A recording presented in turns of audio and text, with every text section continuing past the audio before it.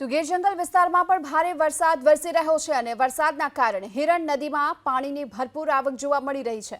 તો બીજી તરફ હિરણ 2 ડેમના તમામ 7 દરવાજા ખોલી નાખવામાં આવ્યા છે, જેના કારણે હાલ તો હિરણ નદી બે કાંઠે વહી રહી છે।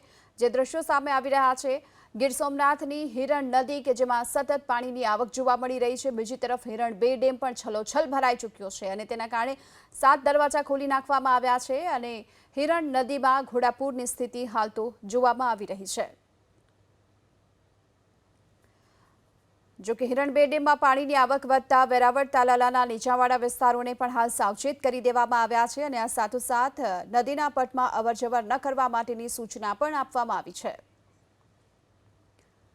આ તરફ કચ્છ જિલ્લા અને ઉપરવાસમાં ભારે વરસાદ પડી રહ્યો છે અને વરસાદને લઈ ડેમ, ચેકડેમ અને તળાવમાં પાણીની સતત આવક થઈ રહી છે।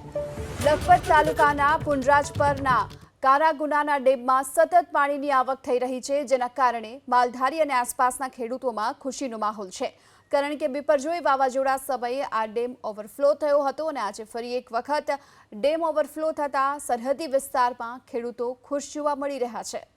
લખપત તાલુકાના પુંડરાજપર ગામનો આ ડેમ હાલ તો છલોછલ ભરાઈ ચૂક્યો છે અને ડેમ ઓવરફ્લો થતાં ખેડૂતોમાં પણ ખુશીનો માહોલ જોવા મળી રહ્યો છે।